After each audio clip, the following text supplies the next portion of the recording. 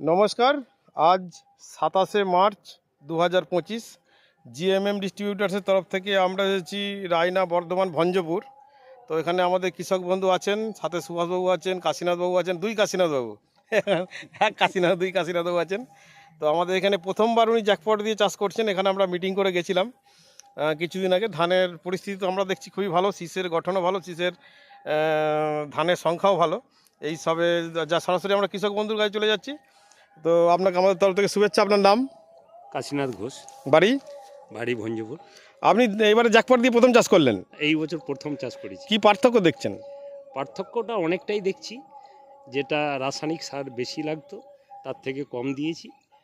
তাতে করে গাছটা আমার হাইটও ভালো হয়েছে আর শীষটাও ভালো হয়েছে। তাতে করে পোকা টোকা বা অন্য কোনো পাতার কোনো রোগ টোগ দেখতে আমি পাচ্ছি না এখনও পর্যন্ত। পরে কি হবে বলতে পারছি না। মাটি নরম কেমন আছে? মাটিটা খুবই নরম আছে, তো হেঁটে যাওয়া যায় না। যারা ওষুধ দিচ্ছে তারা বলছে মাটি এত নরম হেঁটে যাওয়া যাচ্ছে না, জলটা বেশি লাগছে। যেতে পারছি না তো। তা 4 ড্রামের জায়গা 5 ড্রামে লেগে যাচ্ছে। এটা আমাদের খরচা হয়েছে একটু, ওষুধ খরচাটা বেশি এই পর্যন্ত। ওই ট্যাঙ্কের একটু স্পিডটা কমে দিতে হতো আর কি। আর ওষুধ পরিমাণে কম লেগেছে, যতবার দিতে আমি পরিমাণে যদি না হয় ভয় দিয়েছেন? ভয়ে। কিন্তু কোনো রোগ আছে আপনার? না, কোনো রোগ এখনো পর্যন্ত আমি দেখতে। আচ্ছা, আমাদের ভিটামিনটা দিয়েছিলেন যে সেই 10 ml করে, 5 ml করে যে ছোট ছোট বোতলগুলো, নির্মলা 80? হ্যাঁ, নির্মলা দিয়েছেন। দেওয়ার পর গাছগুলো পরিবর্তন হয়েছিল? অনেক পরিবর্তন হয়েছে। আচ্ছা, আপনি যে শীষ দেখছেন, শীষের ধানের গাঁথনি বা ওয়েট কেমন দেখছেন? এর মধ্যে ওয়েট পার্থক্য কি দেখছেন? এখন তো দেখা যাচ্ছে ভালোই। কাঠি কেমন শক্ত আছে? কাঠিও দারুণ শক্ত আছে। কাঠি শক্ত হলে আর ধান ভালো হবে তো? নিশ্চিত।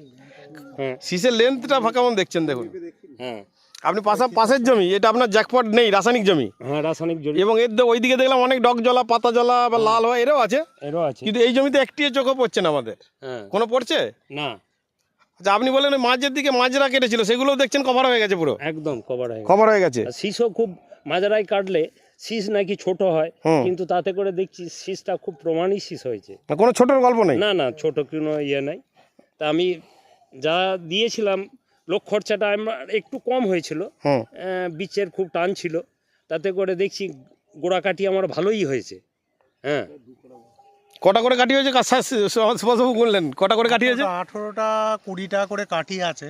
আর পাশের জমি? পাশের জমিটা দেখছি 16টা 17টা কাঠি। এবং কাঠিগুলো ঝাড়েতে যদি 2টো করে কাঠি বেশি হয়, এবং শীষের লেন্থে দেখা যাচ্ছে যে একটা শীষে আমাদের এই জ্যাকপট দেওয়া জমির থেকে 2 ইঞ্চি অন্তত বড় রয়েছে। ধানের সংখ্যা অন্তত একটা শীষেতে কম করে 110-15টা ধানের সংখ্যা বেশি হয়ে যাবে। বেশি হয়ে যাবে, একদম বেশি হয়ে যাবে। যাক, তা প্রথমবার উনি জ্যাকপট। চাষিরা এইখানে দিয়ে লাভবান হবে।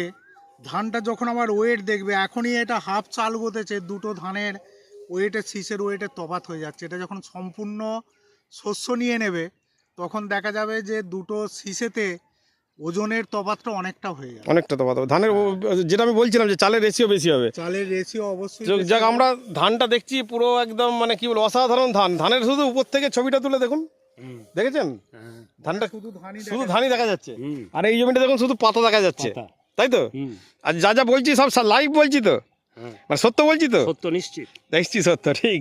যাক, আপনার এবার প্রথমবার একটু ভয়টা একটু বেশি ছিল, তার সাথে ভরসাটা তৈরি হবে।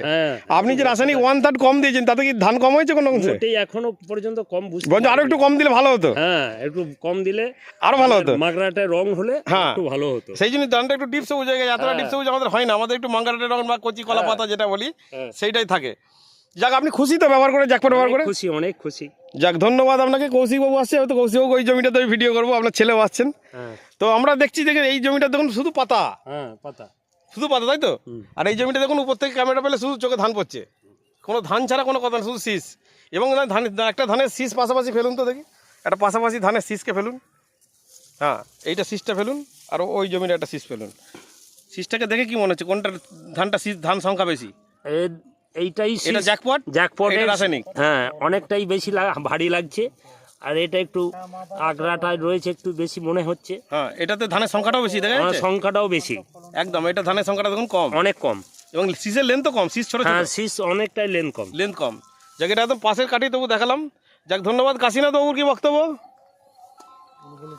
আর কাশীনাথ বাবু কি বক্তব্য? আমি একটা জিনিস লক্ষ্য করে দেখছি যে এই যে শীষটা মেপে আমি এইটা দিয়ে মেপে দেখছিলাম, যেটা আমার ডান পাশে এই বাঁ পাশে যেটা রাসায়নিক পদ্ধতিতে করা আছে তার থেকে অন্তত 2 থেকে 2.5 ইঞ্চি বড়, যেটা আমাদের যেটা জ্যাকপট দেওয়া আছে, হুম। জ্যাকপটটা 2 থেকে গাছটা 2.5 অনেকটাই ইঞ্চি, বড়। শীষটা অনেকটা বড় হবে এবং এবং গাঁদনিও বেশি হবে। ধানের কোয়ালিটি অনেক ভালো, অলরেডি ধানের কোয়ালিটি দেখুন আপনি, কোয়ালিটিও ক্যামেরাটা যখন কাছ থেকে নিয়ে যাচ্ছি শুধু ধান আর ধান চোখে পড়ছে, দেখেছেন? শুধু ধান আর ধান। শুধু ধান আর ধান।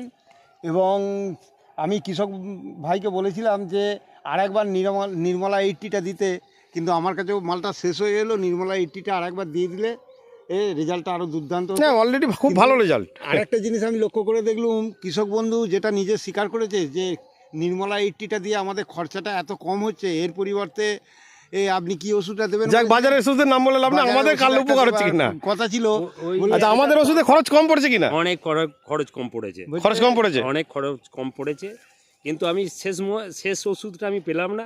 সে পেলে না, মানে মার্কেট অ্যাভেলেবেল ছিল না, প্রচুর ডিমান্ড হয়ে যাওয়ার জন্য অ্যাভেলেবেল কম ছিল। গোলকবাবু তো ফোনই রিসিভ করেননি, নেই বলে।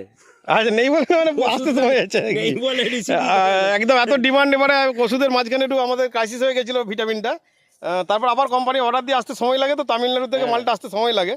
ওই মাঝে 10-12 দিনে একটু ক্রাইসিস হয়ে গেছিলো, কারণ হঠাৎ সুভাষবাবুর ওখানে এমন ডিমান্ড হলো যে কি ভাবতে পারিনি আগে আমরা। আরে আমি ওই জন্য আরেকটু পিছিয়ে গেলাম, যে ওই ওষুধটার জন্য আপনার সঙ্গে কথা হয়েছিল। হুম, হুম, হুম।